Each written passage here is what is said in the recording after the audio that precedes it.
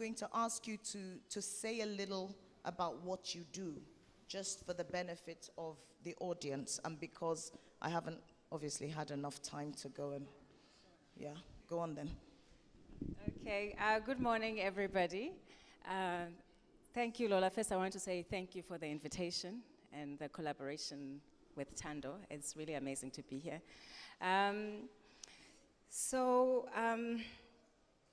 Part of the things that I do outside working at the university as a sociology professor, I'm part of a group called Free Gender, and this group started in 2007, and it's a group of Black lesbian women who came together when there was a huge crisis in South Africa of Black lesbian women being murdered. And we came together to try and agitate the state to do something about the murder and the rape of Black lesbians in particular. And it was specifically Black lesbians, and then later on it became, we started understanding the nature of violence that was affecting anybody who is not considered African in our societies. So because of your gender identity or your sexual orientation, etc., then the state and society took it upon itself to violate. And so as a group of activists, then we wanted to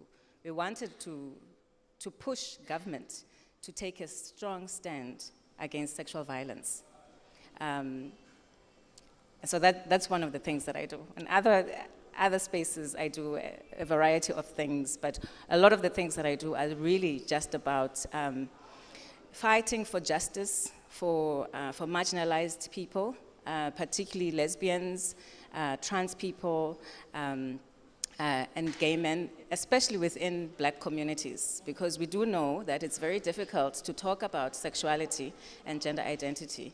And not only is it difficult, but it's considered a topic that isn't taboo, but it's also you're made to feel like an alien, and so finding ways of trying to engage society to realize that actually, this is part and parcel of the fabric of being African, and that we can also understand the nature of violence and how violence happens to certain types of bodies.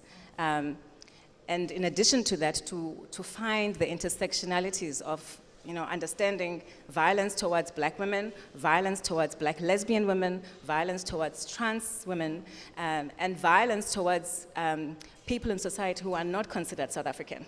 I see. Yeah. I think we know who you're talking about when you're talking about violence towards people who are not South African. Well, we're familiar with that story. For sure. But we're not going to hold it against you.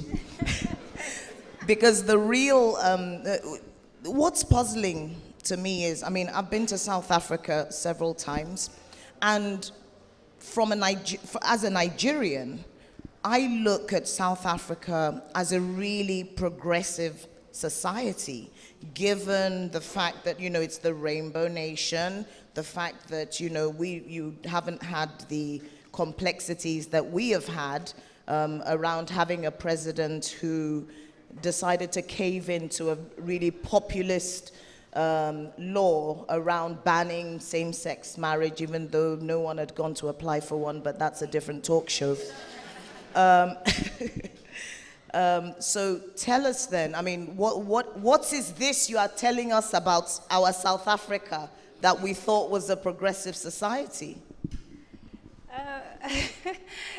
Yeah, and the fellow South Africans will probably say, "Oh no, don't say the bad stories." But I think we all know that there are many bad stories. It is true that there is something that is progressive about South Africa, and for me, that thing only exists on paper. So our constitution is really beautiful. And everybody in the world wants to have this constitution. But We have it in the bookstore. Yes. You see, we even sell it. I mean, so it is a blueprint for all kinds of beautiful things. But when you translate it into reality, there's a huge disconnect. And so even small things, I'll give an example of this progressive nature. So one of the most recent law that was passed, particularly for people of same-sex orientation, was the Civil Union Act. It was passed in 2006, and this act basically allowed same-sex couples to marry, and it was the first in the continent, as you all know. Right, and so upon investigating this act, or even before we started investigating the act as activists, what happened is that a lot of same-sex couples, black same-sex couples, would go to ask the state to marry them, because that's what was afforded by the state, right? And then you would go and get married to the Department of Home Affairs, and then you would get there, and the state officials will say, no, I can't do that. I can't marry you because I don't believe that, you people should exist. In that would be the language. You people should exist, and my religion doesn't allow me to do it. Or they would come up with all kinds of reasons that they would basically deny the right that is on paper. And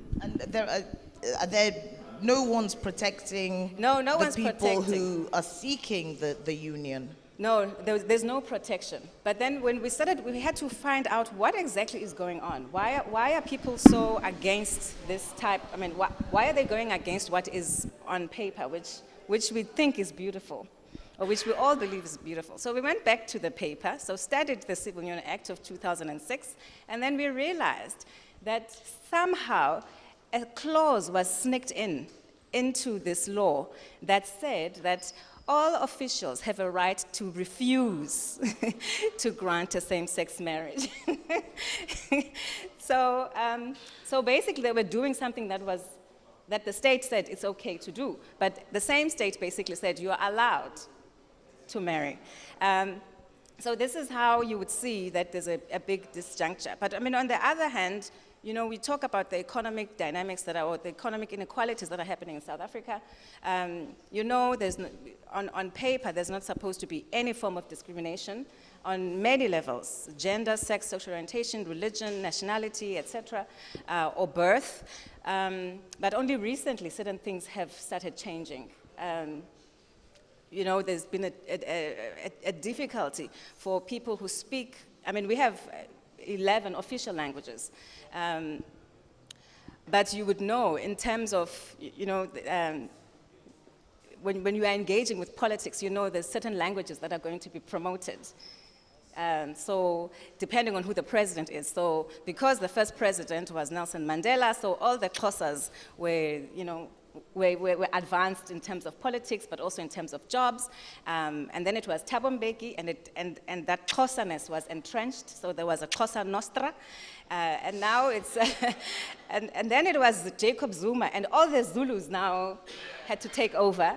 And now it's Cyril Ramaphosa, and it's a different cultural group, ethnic. So, there's always something that you always have to agitate against to ensure that this thing that is so beautiful is actually a reality. Yeah. And that's a lot of work. Yeah.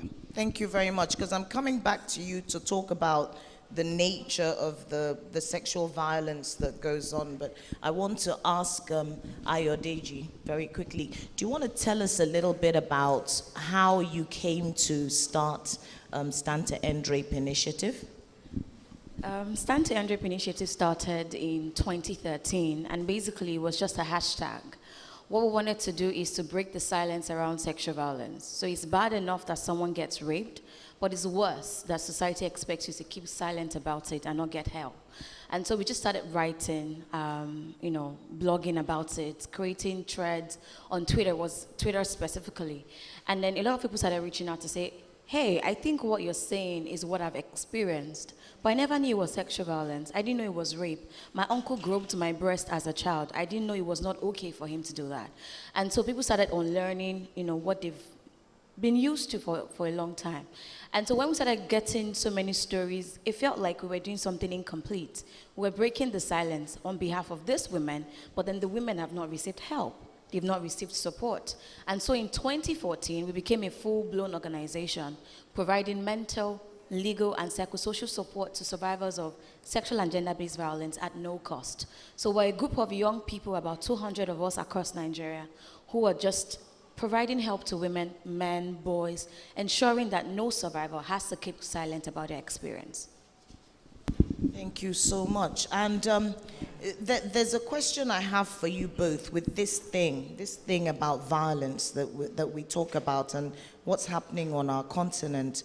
How much of, our culture, and when I say culture, I mean our attitudes, our values, perhaps, as Africans, how much of that is responsible for the fact that there's so much sexual violence? Or do you perhaps think that there's no correlation? There absolutely is. So there was a time I was doing research about the pre-colonial era, and just to see how women were treated in that time. Were women powerful? Did women have a voice before colonialism came in? Did women have, the capacity to say, this is my story, this is my experience? And what I realized was there seems to be a disparity between then and now. So pre-colonial and post-colonial era. Back then, women had more power. Women were in political spaces, Iyoloja, Iyolode, holding spaces. In fact, my great-grandmother told me a story where she said, if a man beats a woman back in our own days, the man will be ostracized from the community and the woman is free to marry someone else. Like women literally would leave abusive homes and their parents will support them. But we don't have that today. Women want to leave abusive homes. You have families saying, this water doesn't want to stay. That's fine. So we have, families saying, Ole dale mosu, which is a Yoruba term for you cannot return to your home because you're married. But this didn't happen before colonial era. So what changed? To be honest, I think as a people, our values changed. Our communal spirit changed. Growing up, I would see where neighbors would watch after each other's children. If something happens to your daughter, your neighbor will come and speak, to you about it. But I've seen now, this is over 20-something years ago, but now it doesn't happen. Everyone's house is gated. We no longer have a community of people watching over each other. And should we talk about, child marriage? Should we talk about female genital mutilation, where girls are mutilated because they do not want them to be promiscuous? When did promiscuity become a value for us to mutilate someone for? Yeah. When did, beating a wife or your daughter or whatever the case may be become something our culture embraces and keeps silent about? So yes, culture has a big role to play. If you go to communities, we had community outreach this week from Monday till Thursday. And my team members were telling me about how healthcare workers were telling them that it's these days that women dress scantily that has made rape occur. But I wish I was there to show them pictures of our great-grandmothers who adored their bodies and dressed as they pleased. And no one said, oh, because she's naked, I have to rape her. So there seems to be a bit of, a shift in our culture. It's as if we've lost the sense of culture and communal values, where our mothers and great-grandmothers back in the days would tie wrappers over their chest and over their buttocks, and that's all they were. And society did not say, oh, I have to rape her. No, because that's something that I think it was Cheta on Twitter when one of our ministers, or was it this same Shegun Shewe, started talking about how they have a problem with nudity. And then he put up these pictures from about, 90 years ago. I mean, even when I was growing up, if you go to the market, somebody is selling tomatoes, they've only got something wrapped around their waist and they have a child suckling. I mean, I wonder what would happen was that ever looked upon as, being enticing? Because if you're objectifying a woman, I mean, that's your sickness. But I just want to understand what happened. Was there a shift in South Africa? I mean, she said that colonialism perhaps is partly responsible for this breakdown in cultural values or the shift. What do you think? I mean, what's the situation in South Africa? Yeah, I mean, it's similar, but I think one of the two things that one particular thing I want to draw out, one of the things I want to draw out is how the family has become a kind of regulatory space. And I say the family because, we want to talk about the private and the public.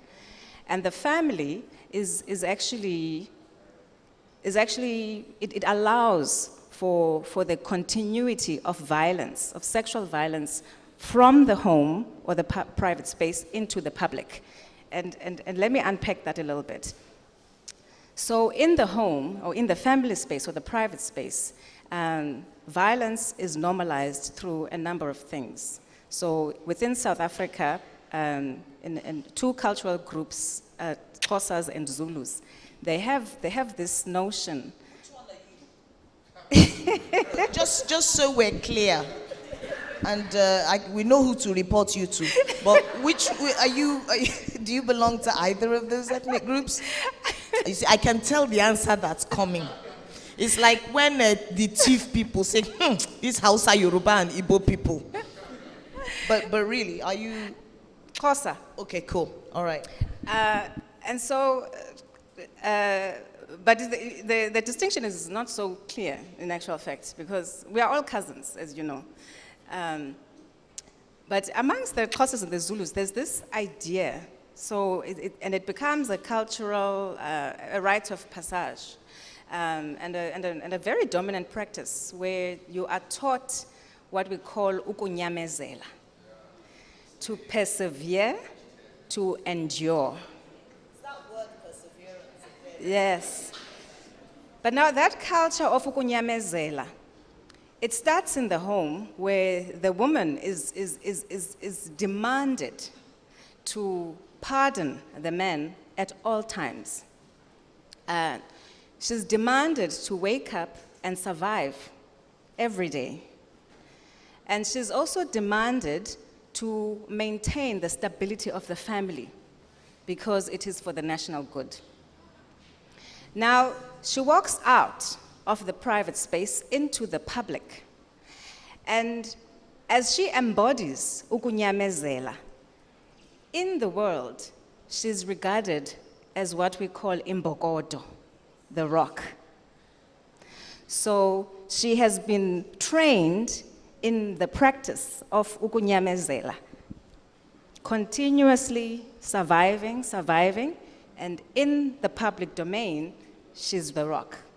And the rock is a very celebrated mantra in South Africa. We have this mantra. You see, now I even forgot it. You strike a woman, you strike a rock. Wathinta abafazi, wathinta imbokodo. So women are supposed to be so rocked, so rockened, that they cannot bleed and they cannot break. And that starts within the private space. I have to ask you because what are the expectations that society has of men? Because all this, I mean, I can understand perseverance. We hear about that quite a lot. I mean, I'm just listening to this rock thing. I'm exhausted already. Yes. I'm just thinking, how much more can I do in my life, But when you talk about this sort of strength of character, in many African cultures, that's what's expected of men. Oh. So if this whole rock thing, is there a male equivalent? Is there? No, I mean, is there? So what are society's expectations of men if because it looks like the entire responsibility of stability and strength has been put on women. Well, yes, the responsibility is put on women, and the responsibility is for women to elevate the men and to make the men the perpetual and the constant father of the nation, father in the home. And we saw this. Is that why it's okay for them to then physically abuse women because they see themselves as a paternal figure. Exactly. So we saw this in the case of Fezekile Ntsukelo Khuzwayo, who the world got to know as Kwezi. So Kwezi, or let me say, the former president, Jacob Zuma, raped Kwezi in his home. And when there was a court case, society turned around and said, you, Kwezi, are the bitch we need to burn.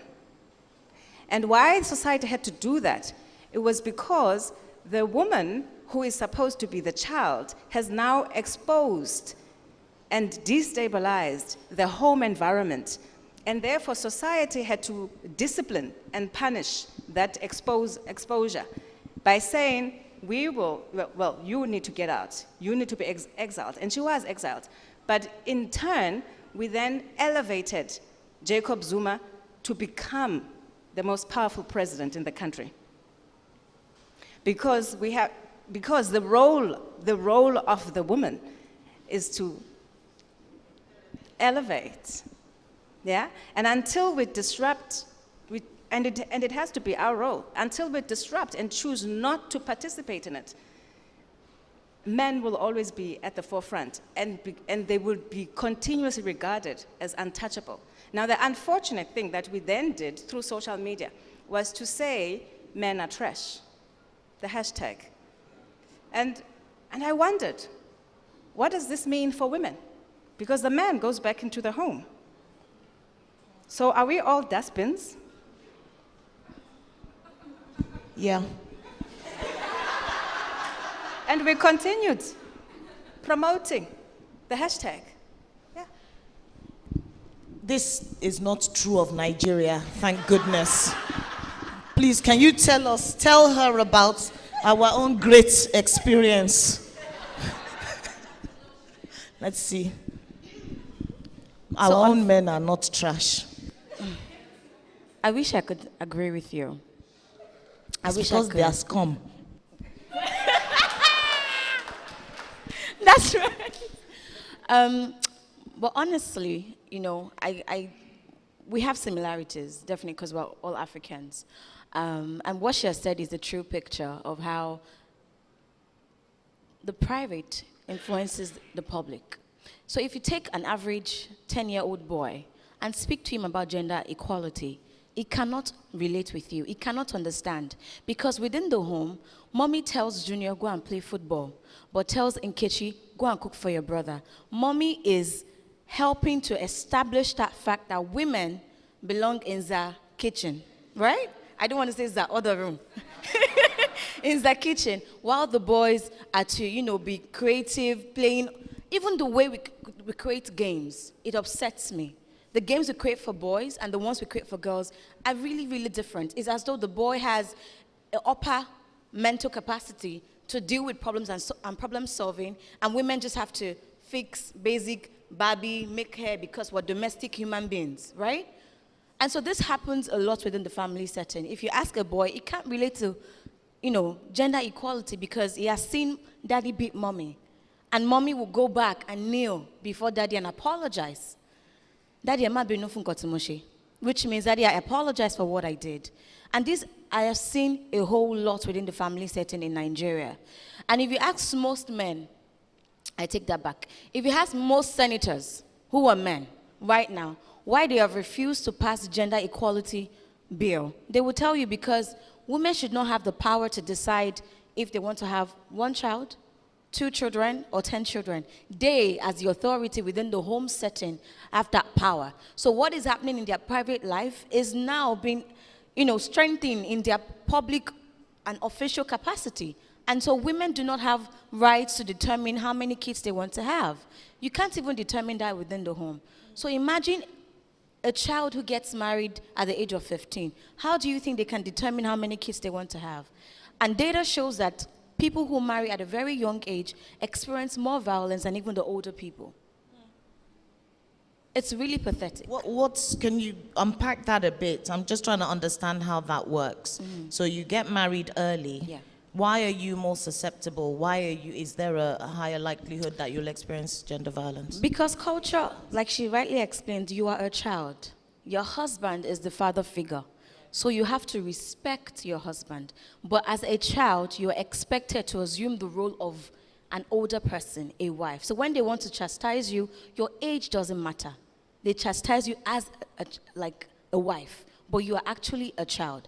And so families of, all this, families of this marriages, put pressure on the children to, give birth on time, have more children for them, because the older ones can no longer put to birth. But when the kids are unable to produce because the internal stuff has not, fully formed, they experience more violence, they get more bitten, they get more starved. I don't know if anyone has seen the movie Dry. If you see the movie Dry, you'd have a better understanding of how children actually experience more violence within the marriage. And I really hate saying children in marriage because it doesn't even tally. It doesn't at all. Okay, so this stuff that's happening in our societies, I'm not wearing my glasses, but is that Damilola Marcus? Please come join us. Welcome. Welcome. Thank you. We are now complete. So could you test your mic? So I want to ask this question, right? I will start with you, Damilola, but I want you to tell us very quickly about the market women, the market march, that thing that you organized. Tell us how it came to be. First of all, I'm so sorry that I'm late. Thank you so much for giving me the opportunity to still speak. So Market Match really pretty much started out as something very organic. So there was a conversation happening online around harassment at the market, and then I realized that people older than me had the same experiences growing up. People were saying their mothers had the same experiences growing up. And I was like, why is nothing being done about this? This is something that's been happening for so long. Why is it okay? Why is it normalized? Obviously, nobody was saying I enjoy going to the market. And that didn't make sense to me, particularly because the public space is, you can't say that there is anything like equality if the public spaces are not safe for women. So I was like, there needs to be something done about this. And I just said, everybody has a right to protest. I mean, that's usually the first step. If people can come out together in solidarity and raise their voices, then that can be a solution. And that was how the Market Match came to be. And then I went online and asked for volunteers. And like magic, so many amazing women who were ready to take on the job volunteered. And it was really, really smooth planning and organizing it from that end. So, but there are people here who might not understand this harassment that goes on in the marketplace. I've experienced it. I mean, I don't know, it might not happen in South Africa the way it happens here, because it's like we have a degree in it.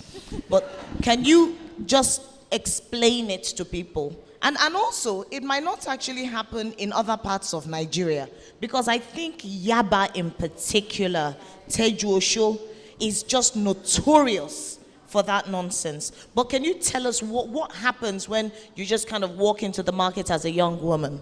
Okay, so walking into the market, you have to be psychologically prepared because they will grab you, they will grope you, they will yell all sorts of things at you, inappropriate language. They'll make you feel so conscious about your body, like you actually don't belong there. And it's ironical because, like, that is where a lot of young girls in Lagos go to buy clothing, particularly Yaba, because of its proximity to Yaba Tech, Unilag, and a lot of schools. So it's such a shame that that is happening at that center. There have been people who have, this is beyond sexual harassment, who have been assaulted at the market. And when you do the investigation and you find out about the politics within the market, you start to see that it's so deeply ingrained. After the match, it reduced for a bit. During the match, they were quite violent. They were throwing stuff at us, pure water. They even threw bread on somebody. It was weird. But at the end of the match, somehow the message was passed and then it reduced for a while. But of course, like everything that you don't keep your eye on, it starts to continue again. So we went to the market to do a bit of research, and we found out that the market committees are very segmented.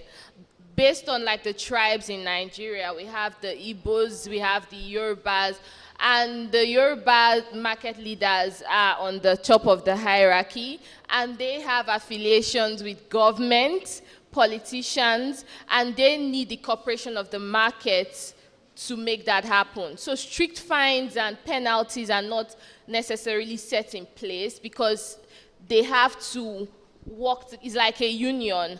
And then when you ask, okay, who do these people respect and listen to? Nobody wants to step up to the plate to take on the responsibility. So there's a lot of politics happening, and they will tell you, when you speak to the market leaders, they'll tell you that the street belongs to the government. So if the government is not arresting sexual harassers on the street, because it actually is a crime, then what can they do? They're not the police.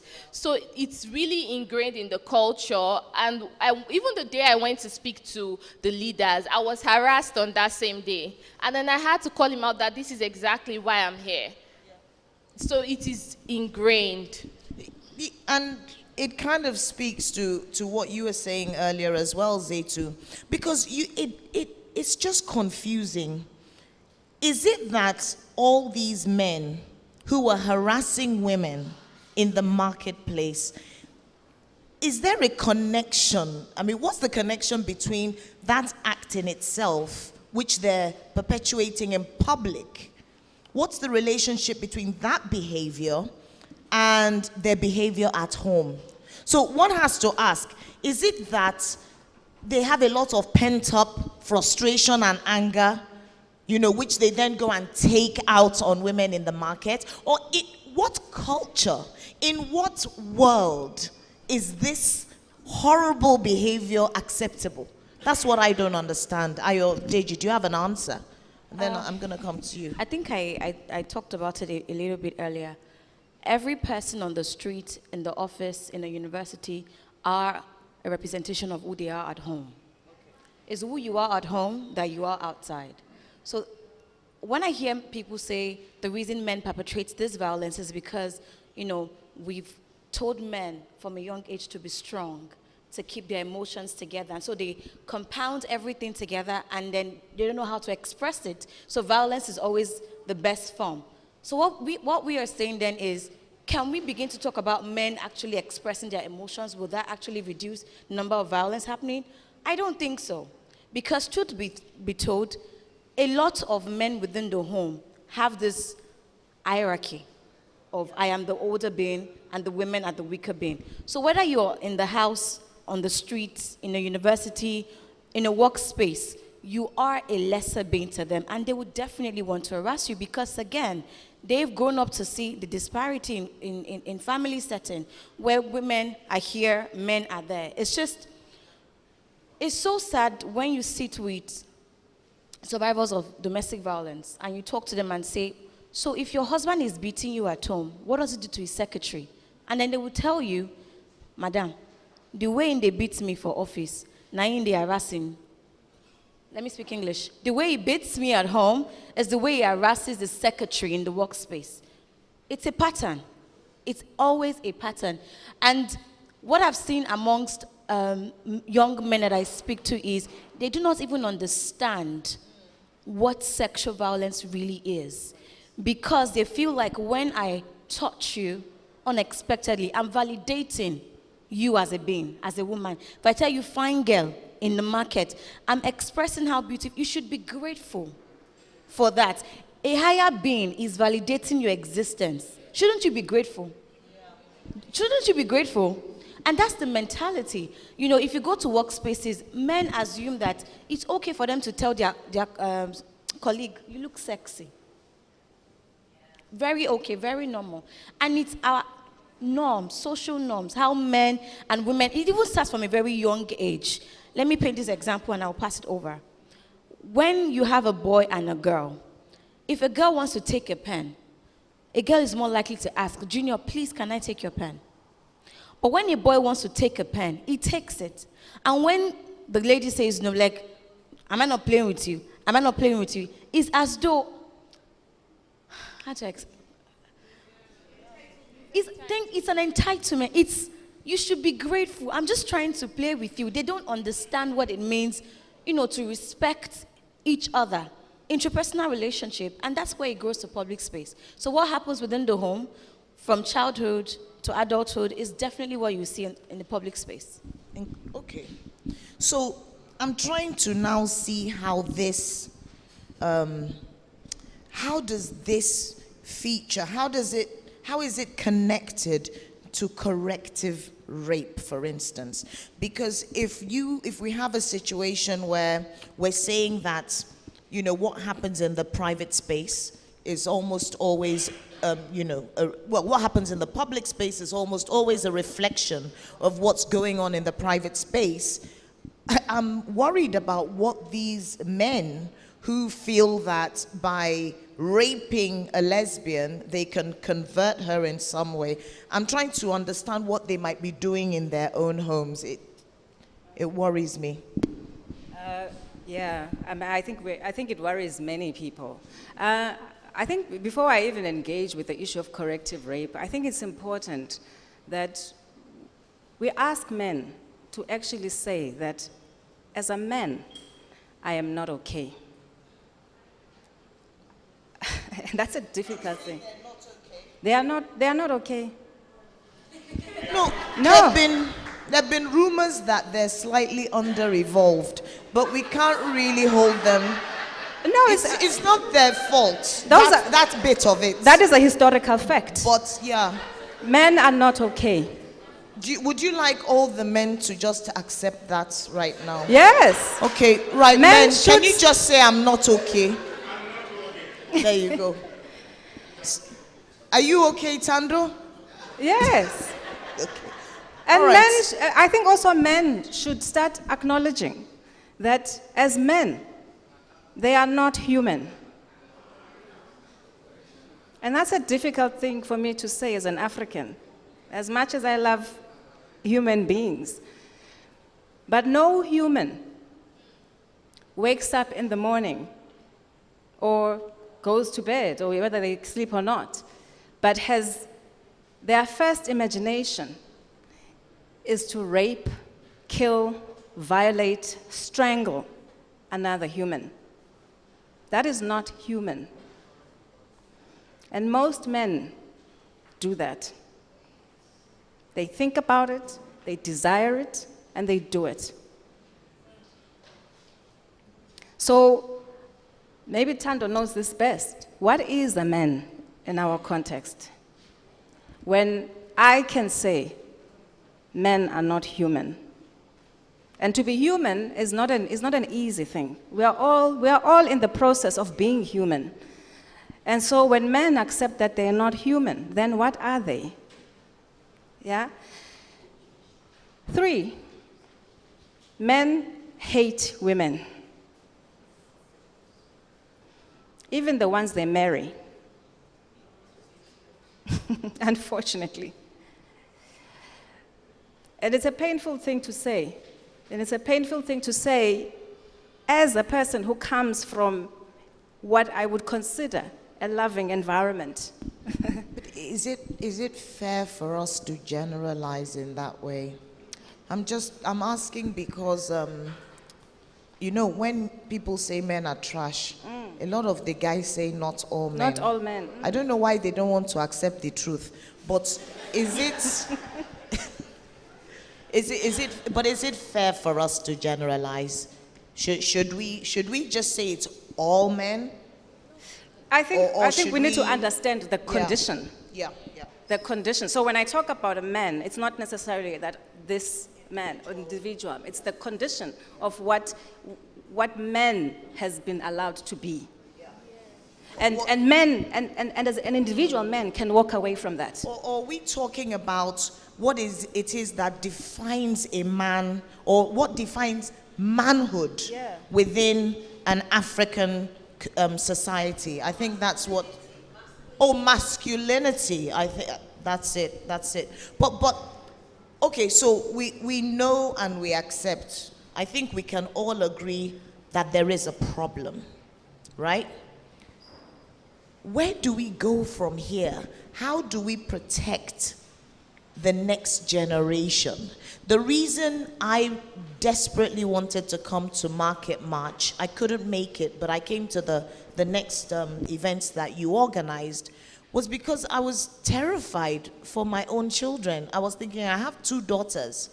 I'm too scared even now to send them to Yaba on their own, because I know how I felt at 16 years old when I walked through Teju Osho.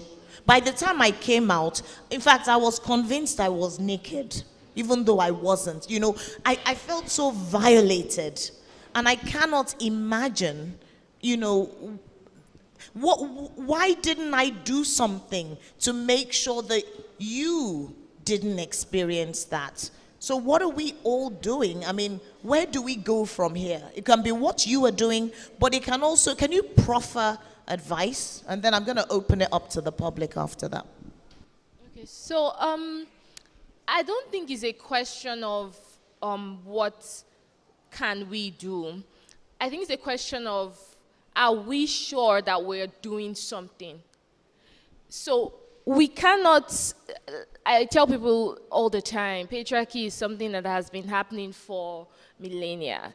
You can, in fact, to reimagine a world without patriarchy is to reimagine the entirety of the world. And imagination is not so easy. So finding that solution is not something that happens overnight, or it is, are we sure that we're actively doing something? Or are we ready? Exactly, to do something? exactly. For Market March, I didn't imagine what it would mean for us to do that. I knew that that was one step, but I wasn't certain that after this would happen. In fact, a lot of people who spoke to me after the match kept asking me, so what are the next steps? I'm like, don't ask me that.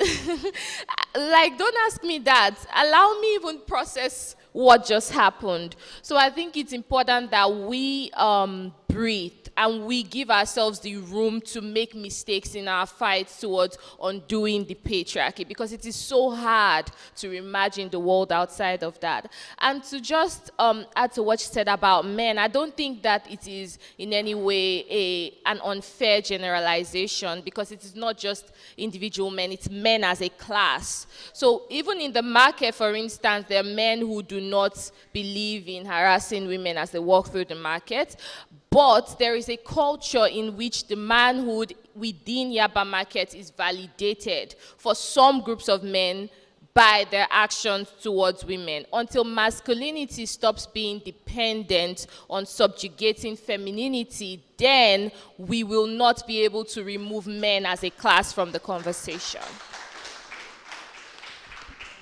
Absolutely. Ayodeji.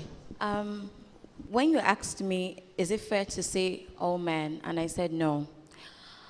It's because while we are doing this work and this advocacy, it's also important that language and context is always placed in the right spaces.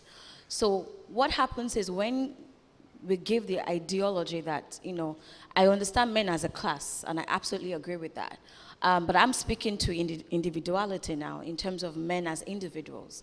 When we talk about, you know, men as scum, men are trash, all of these things, it's a reminder of the men action as a class, but it's also kind of pushing away some he or she's who would want to be a part of the movement.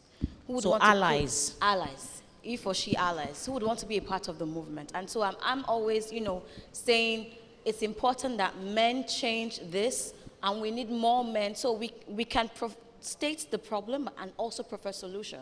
So men are a problem, men are doing this, but we also need men to change this behavior and change this pattern. So with that being said,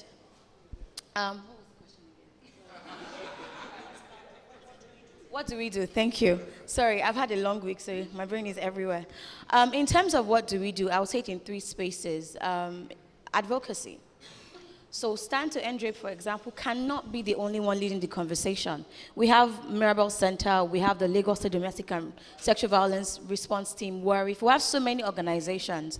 What we need to then do is to take this conversation to communities, to have deep-hearted conversations with men as a group. So I was speaking earlier that we had a program with healthcare providers, and people whose survivors should ordinarily walk up to get help were telling us how the way women dress is a reason for them to be raped, how the way women speak to their husbands within the home setting is a reason for them to be slapped. And these are people who should provide solution. That takes me to the second thing, legal reforms. So we have the Violence Against Persons Prohibition Bill. It's now an act because it's been passed. But because we run a federal system, once a law is passed at the federal level, you need the states to adopt it. How many states of the 35 states, aside the FCT, where it is, applicable, how many of them have passed this bill to protect women's rights? We have the Gender and Equal Opportunities Bill. It's been rejected more than 5 times. It's still in the House. Sexual Harassment Bill. Thank goodness for the Sex for Grades documentary. All of a sudden, Senate remembers that, oh, we have this bill. Let's start working to pass it. What happened in 2016 since we've been advocating for that bill? You kept silent. But because we did something, we showed a documentary of the rot in the university system, and to show that university systems don't have systems in place to protect students, all of a sudden, a legal reform action is happening. So that's something we need to do. Are you a filmmaker? Make a film. Are you a writer? Write stories, write books. Are you a journalist? I see respect to a lot of my friends who are journalists. We need to begin to look at human angle stories more deeply. Yeah. Don't just write them because you want us to read your newspaper or your article. Write them because you care. Write them from a humane aspect. Let's engage our political leaders. How many people know the senators representing them? How many have engaged them? These are the people that your taxpayers' money. We can't reach them because of the convoy.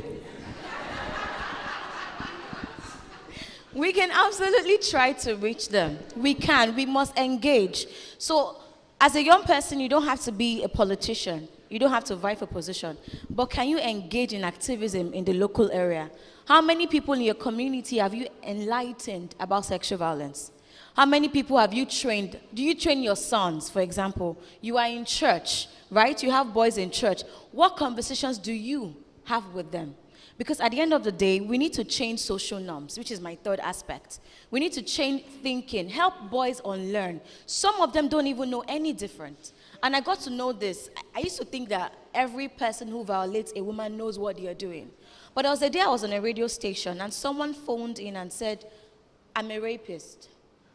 And I was shocked. And he said, because as a young boy, my house help molested me for years. And for me, it was the normal way of having sex.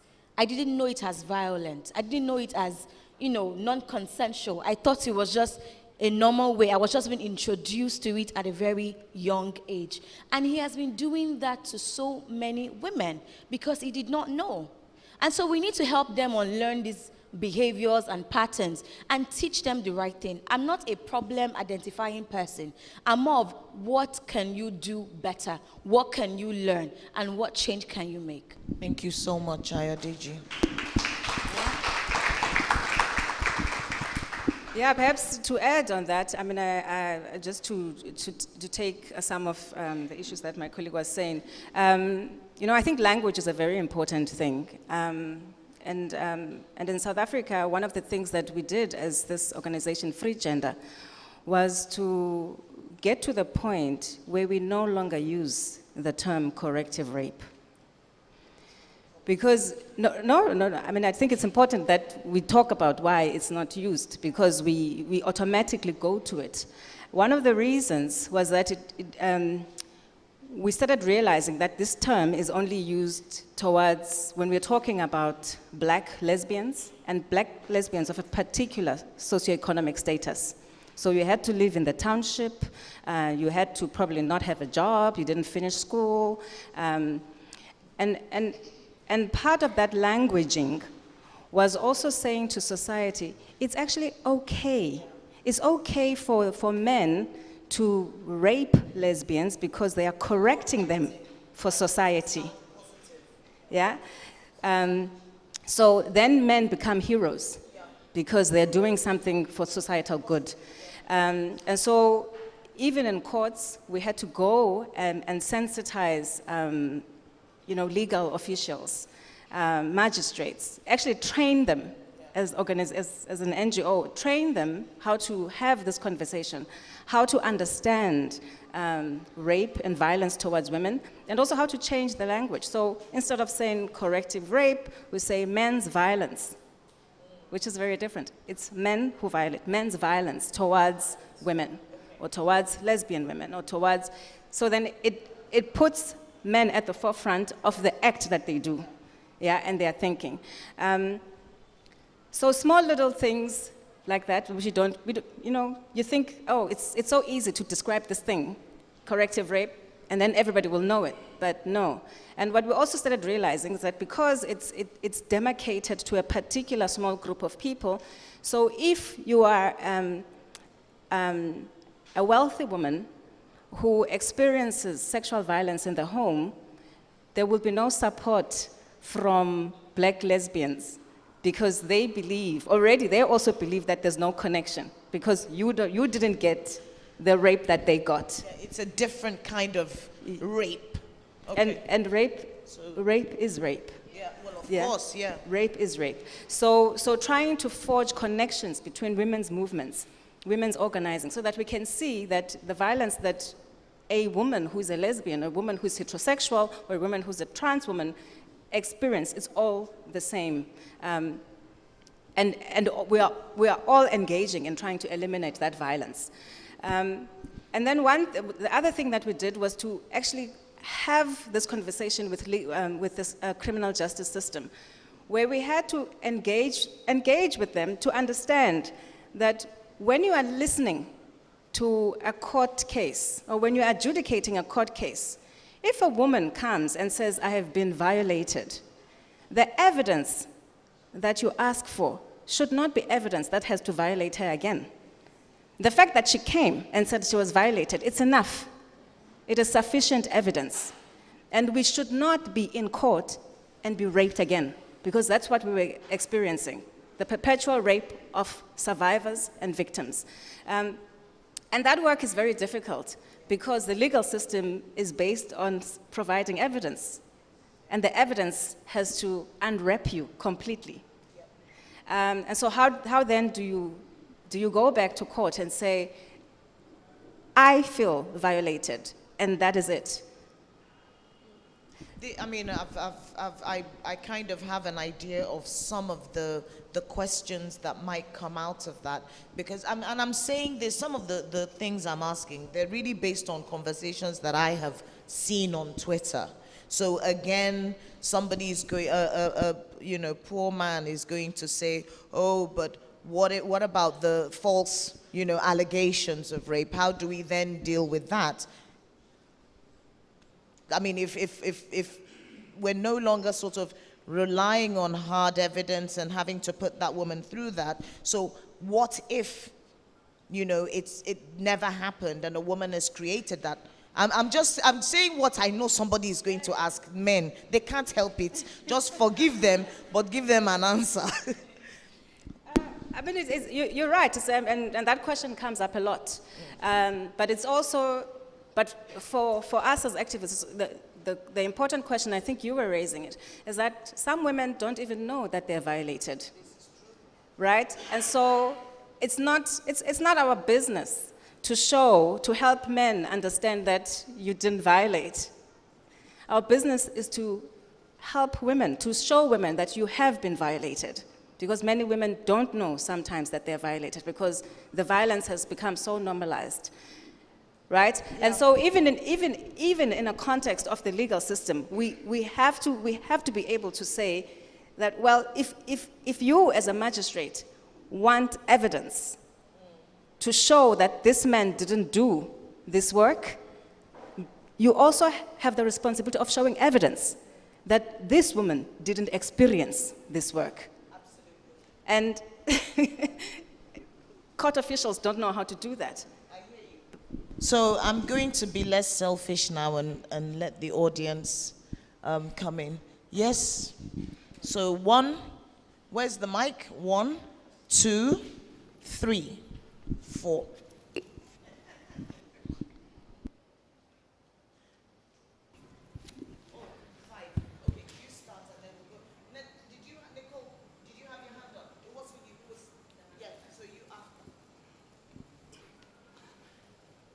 Good morning, and thank you so much to the panel for your incisive, educative analysis. It's a man I've learned so much. I just want to make a comment on dress code. I'm a political scientist, and we political scientists, we see the hands of the state everywhere. And what I didn't see in your analysis is the hands of the state. I grew up in Kano in the 1960s. If I died as a teenager in 1970 and come back to Kano today, I won't recognize the place visually because of the dress code has changed completely.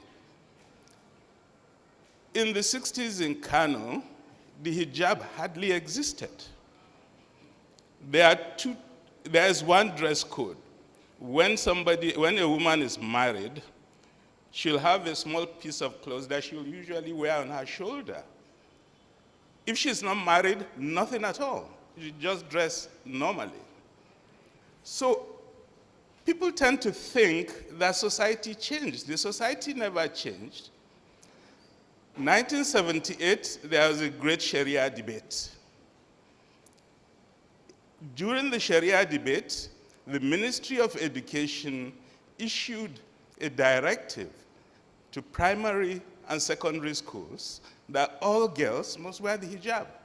That was in 1978. It didn't exist before 1978. Think about it. Now 2 generations of women have grown up, and people in Kano now think, because we are a Muslim society, this is the way we've always dressed. It was an instruction from the government. In 1978-79, I was an assistant lecturer in the university. And they came to us and said, look, universities should show example. Primary schools use hijab, secondary schools use hijab. Why not university? And we laughed at them and said, you are joking? For the last 20 years, there's a big sign in front of Ahmadu Bello University giving the dress codes. So I think as you analyze these issues, you should always remember that things don't change in society till something makes a change, and you have to identify what is the source of that change. Then one word on men not being human. I mean, of course, I agree with you completely, but maybe as an academic, I would say, aren't you very presumptuous that humans has to do with something good? All the evil in human history, where did it come from? Humans. So don't associate being human with being good.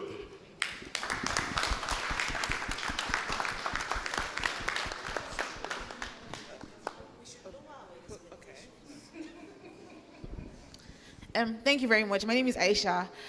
I'm number 2, sorry. Yeah, okay. Go on. Okay. So I want to first say thank you for the amazing panel. I felt very emotional listening to you, and I almost cried. So my question is very complicated, but I'm going to try to simplify it and make it really short. So I come from a community, OAU, excluding OAU, my last year.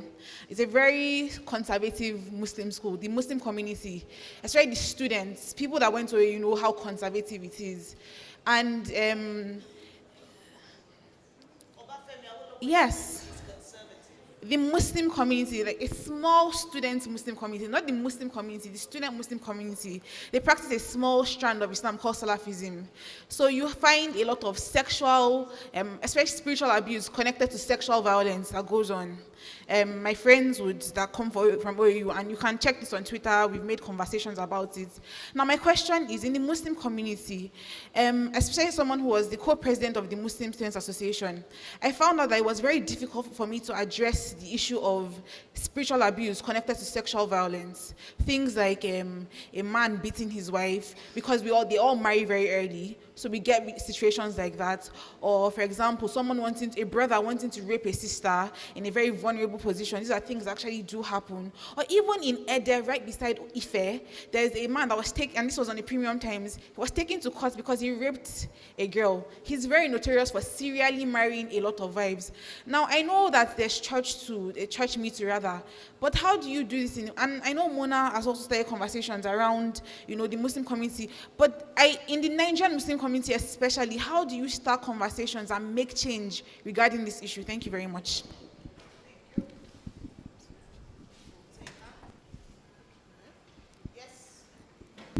Sorry. Hello. My question is very simple, and it's for all the What's panelists. your name? My name is Shala.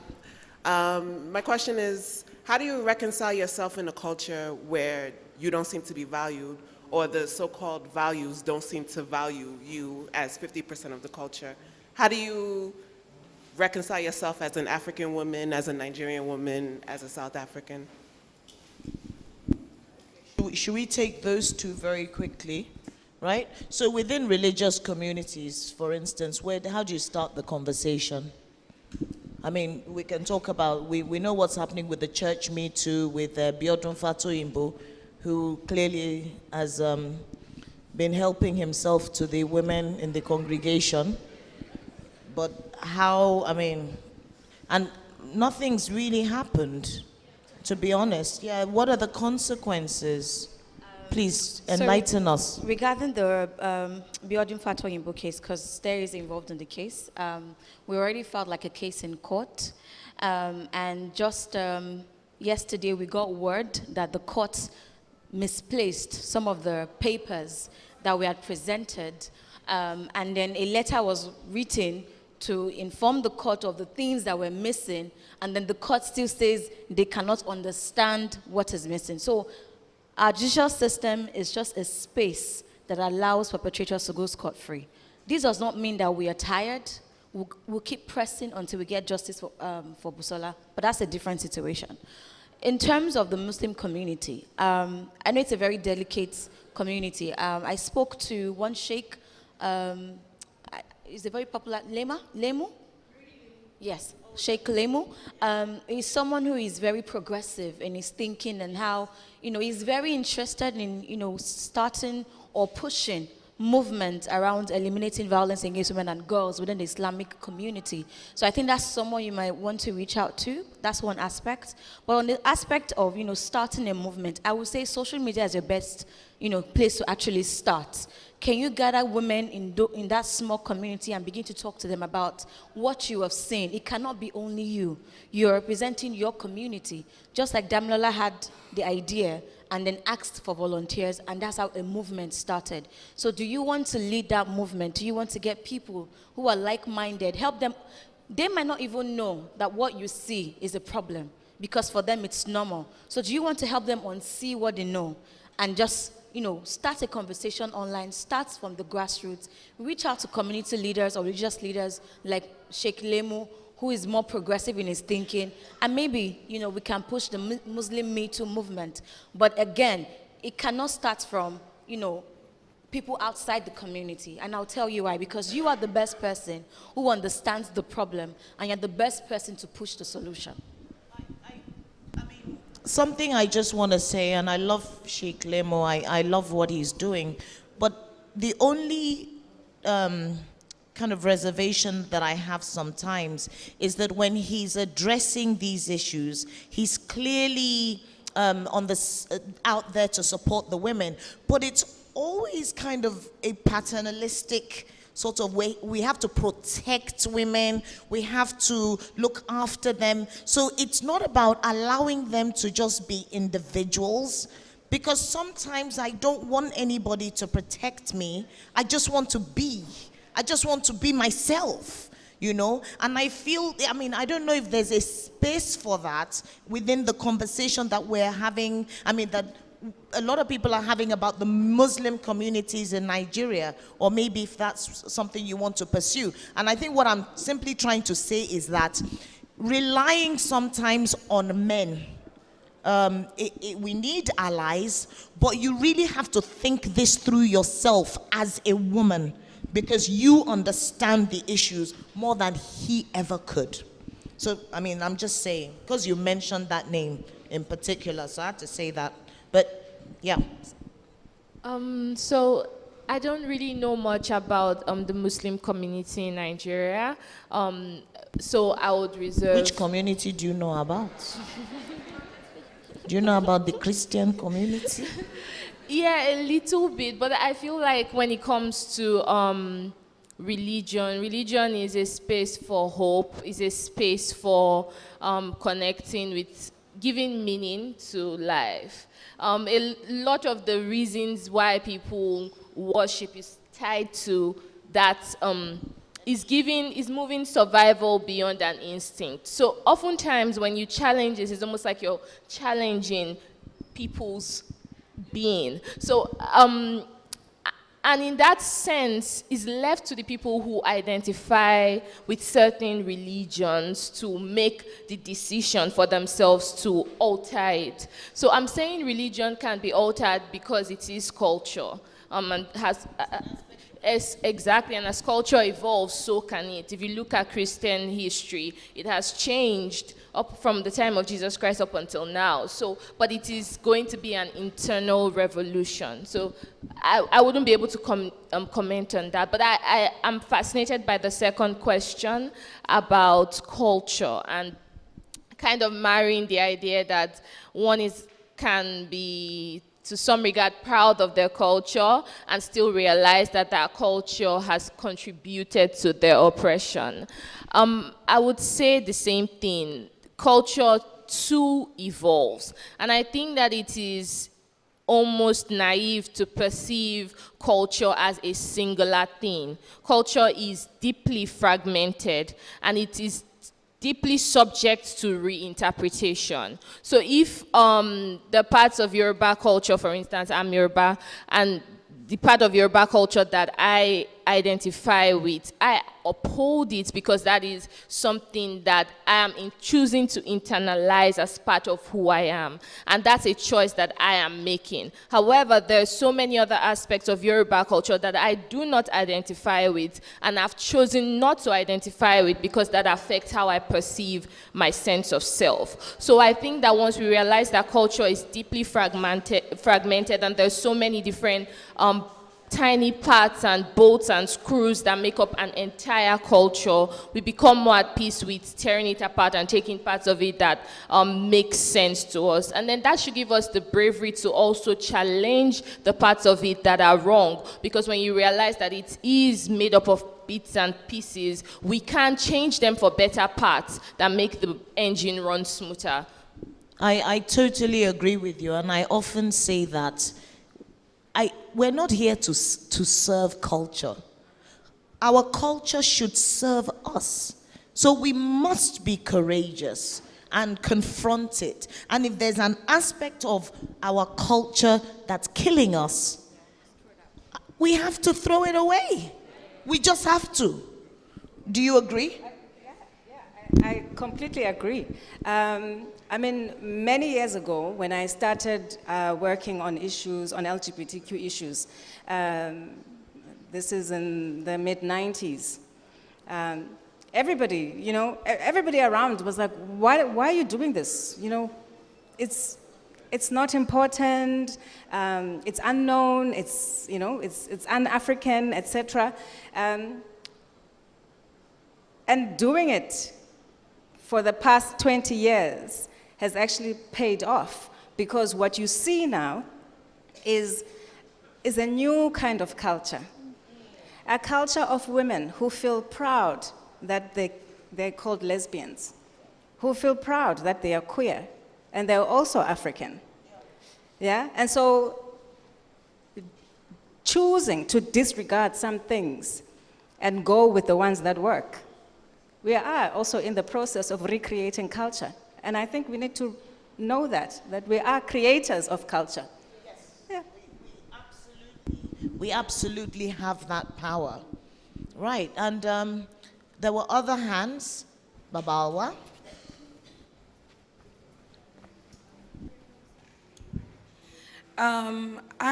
The way I see it is that you can have a lot of people with a lot of power and a psychological profile of the victim, right? And you just put in a little bit of biasness, you have a huge fire. And you come up with hashtags such as men are trash, and suddenly the woman is the rubbish bin. My question is, can't women then also be accountable for actually being the enablers of the behavior that is instilled within men? Because men don't raise themselves, they are raised by women and absent fathers. And then we get surprised when they turn around, they catcall women while we police our children in our homes that they shouldn't wear bum shorts while men can go to the fridge topless. All right. Oh, yes, Gavin? And then we'll take those two questions. This is a sort of speculative question because I honestly don't know the answer to that. But a few years ago, I wrote a book on genes and gender. And one of the things I did was I looked at education performance, first of all in Britain. And I found that there was a growing gap between girls and boys at all levels, up to through university, right from the start. And it wasn't remaining static. Girls were just more and more outperforming boys. And I wondered if that was just a UK thing, an anti-learning culture. So I looked at United States, I looked at South Africa, and I looked at China. And there was a very similar profile. I mean, I don't know what the situation is in Nigeria. And what I was wondering, because in the UK we've seen a rise in the number of reported rapes, and a rise in violence against women, at least reported. And I wondered if there was that correlation, whether it might be any causal relation between the failure of men in the education system because of this anti-learning culture and the violence which we're talking about. And by the way, I'm not suggesting that the solution is that girls do worse. I'm saying that if there is a solution, we need to get men and boys to change their attitudes to learning. But it's an open question. Thank you very much. Should we take that very quickly?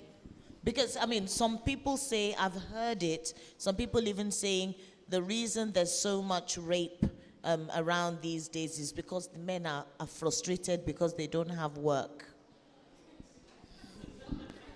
But I'm serious. They're saying unemployment is... You've not heard that before? Oh, they've said it. They've said it. What do you have to say to those clever men saying that? So the idea here is that there's this fundamental issue where people think that patriarchy is something that men and women equally suffer from. In patriarchy, there's an oppressive system, and wherever there is oppression, there is the oppressor and the oppressed. Within that oppressive system, where you say that someone is oppressed, being oppressed and being a victim should not be an issue. What becomes an issue is when victimhood reigns supreme over action. And that is not what we see in feminist spaces, for instance, or spaces like this. The conversation, like she said, is, why don't you, instead of shame, why we shouldn't look for a paternal leader. We're not in a position where we say we are oppressed and let's sleep. We're in a position where we understand that our oppressors cannot take off our chains. They can only hand us better chains. So we understand that we're the ones who would review the system on our own terms and within our own power. That does not make victimhood a bad thing. It makes it a facilitator. So I will say something about the women who encourage the patriarchy. While they are indeed a problem, and while they are a major issue, you cannot compare the impact to the perpetrators of violence. So I'll give you an example. Say someone is in a situation of survival. It is almost as if to say that I think we need to bring a new sense of empathy for our mothers and our grandmothers and the other women that are, quote unquote, not as liberated in mind as we are.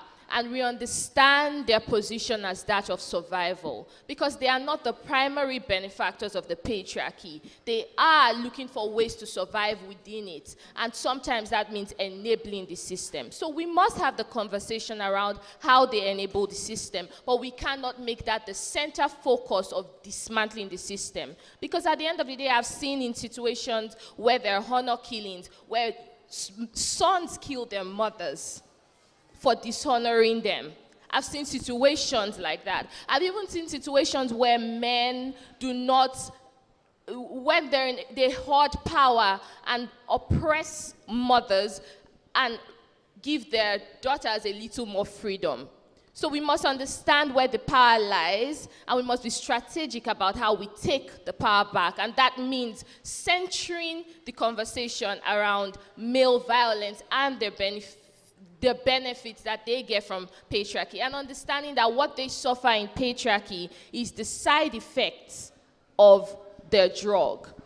It is not the direct oppression.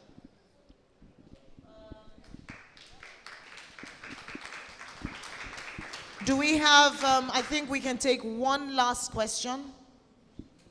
Very quickly, anyone? Yes? South Africans are on fire. Thank you, guys. Thank you so much. I've learned so much. This was a really great panel.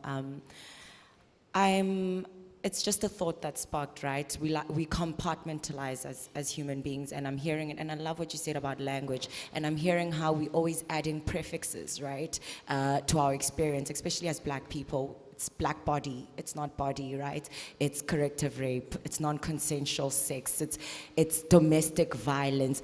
But violence is violence, right? And we try to compartmentalize it based on our experiences. Because poverty is violence and I'm not poor, then it's a different kind of violence from what I'm experiencing. Because I might have not been sexually abused, then non-consensual sex, or I don't know, those terms that they use, is something else. Is it maybe also because the kind of system we live in, we have to fend for a little bit of privilege, like of privileges, and the minute, even the oppressed are privileged in some sense, so the minute we disrupt the whole system, we will lose that sense of privilege. So we keep to what we can and we fight for what we can't. I don't know. Is that maybe part of the whole reasoning? I don't know, yeah. Nobody is going to let you get away with just saying sure. Answer your sister. Yes, I've heard people talk about, is it like oppression politics? What is like trying to fight for position within oppression, or the levels of oppression? So perhaps it is that. I haven't fully thought through that question. Yeah. Deji. Just to talk about your question around boys' education failing and then violence against women and girls, I want to take you from the northern part of Nigeria. We have, up until recently, where there's been advocacy for girl child education, we had more boys in school and girls were not in school, but that did not reduce the rate of sexual violence. So for me, yes, we need to create safe spaces for, boys and their emotions and how they react to situations. But then again, we need to pinpoint what the violence is. It's basic disrespect for human rights and bodily autonomy. It has nothing to do with maybe you failing in university or school, or maybe you're upset or whatever it is. We must teach boys how to manage emotions, but let's separate that conversation from violence, because by comparing both, you're indirectly trying to make, not directly, indirectly trying to make an excuse for why the violence happens. Oh, it's because, boys are failing more, so emotionally they are drained, so they are expressing violence through rape. I don't agree with that narrative, and so we need to separate that. That's one. And for your comments regarding the state, I did mention how public officers use policies to, control women's bodies and access to their rights. I use the GOB as an example. And thank you so much for giving, clarity to during your era as to how women in Kano used to dress. Because they refuse to teach us history in school. We don't know. How many people are engaging Ministry of Education since they took out history from our curriculum? But I heard they brought it back. What history are they teaching us? That's all. I don't know. They have, I'm not sure. Because I don't know, since we now have a generation of people who didn't study history, where are you going to get the teachers who are now going to go and teach history? Maybe they should just stick to social studies. Before I say a really big thank you to all of you, I mean, for you, these are my sisters, but you've come all the way from South Africa to be with us, and we're so grateful. But I just want to share something that, that we've created at Ake Festival, and it's a booklet called We Must Talk About This. And it says, what you need to know about sexual violence. And it contains, I think, can I use the word testimonies? Yeah? Experiences of 4 women and a man. We got some of these stories. Actually, a member of our staff at the Book Bus Foundation is the author of one of the stories. I mean, they're real life encounters, real things that happen to real people. And what we did was that we had to choose out of all these stories we had, because we wanted to show the spectrum. And you've said a lot of women don't even know that they're being, sexually assaulted or violated. They don't know that they have a right. They don't know that there's anything wrong with it. We think it's something we have to accept. So we wanted to show, the different types. So we have somebody who's written something about being in the market and the effect that it has had. Because it's important for people to have this education. I feel that, yes, we shouldn't make excuses for men. But I also feel that when we put the information out there, then you really don't have an excuse. So we've created and we've printed 20,000 copies of this booklet. And the reason, thank you very much.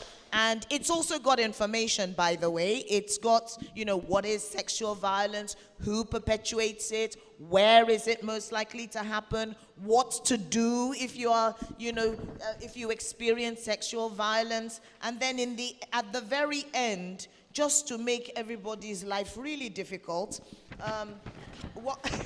what we've put there is a pledge. So the idea is you write your name and where. You read the pledge to yourself. You have to promise me you'll do that. You sign it, you date it, you take a photograph of it and you put it on social media. But we also want you to take loads of copies home. Go and give it to everybody you think. We all know men who need this booklet, do we not? Yeah? So I want you to give the men you believe need it, but then give it also to the ones that you think don't need it, because a lot of the times those ones are the ones that really need it. Yeah. Yes. So please take as many copies of this. I somehow managed to con Open Societies Osiwa to fund this. Yeah, it didn't take much convincing by the time I put my stories out there, but yeah, they have funded this project and I'm so grateful. And I also want to say, if you want to fund if you want to, donate to printing more copies, unfortunately, we can't send them into secondary schools because the parents will say we're teaching their children about sex. Of course we have to, but I'm not going to be the one who's going to do it. Yeah? But they can get the booklet by accident. You know what I mean? You just take it and make a mistake and leave it in a school by mistake. So please make that sort of mistake if you can, Make sure it gets around. Please, young boys, teenage boys, please give this to them because it's going to save a lot of women, but I think will also save a lot of men. So on that note, I want to thank you, Zetu. Thank you. We love you. We love your work. I think a lot of my sisters here in Nigeria will want to talk to you. Yeah? We need your voice. We want you to come to Nigeria more often, to come and inspire our wonderful, wonderful girls and our women, especially the queer ones. Yeah? They need to hear from people like you. And thank you so much, Ayodeji, for the work that you do. Stand to end rape. You see, let me tell you, one day I just want you to be president. I don't care. I just want you to run life. Come and run Nigeria. Yeah? That's what we need. Because the work this woman is doing, you all saw Sex for Grades. She had a hand in that. Anything you hear, where men have been put in their place, Ayodeji is there. But more than that, where men are being held accountable, you will hear or see Stand to End Rape. And I mean, this is a young woman. And for her to be doing, it gives me confidence. And of course, with Damilola Marcus as well, the amazing stuff that she's doing, getting us to go out there and march. When Damilola announces something is happening on Twitter, I don't even care what it is. I just want to be there. I want to be there to support them. I want to be there to just be behind her. So she knows when she looks back. I even got Ola, the last one they organized. I got him to ride his bike in front of us in case we got oppressed by other men. So we wanted them to beat him first. Then while they are beating him, we can run away. And he obliged, and he did that for us. But thank you so much for everything that you do. I am proud of you. Nigeria is proud of you. Ake Festival is proud of you. Strength, strength, strength to all of you. Thank you so much. Thanks for listening.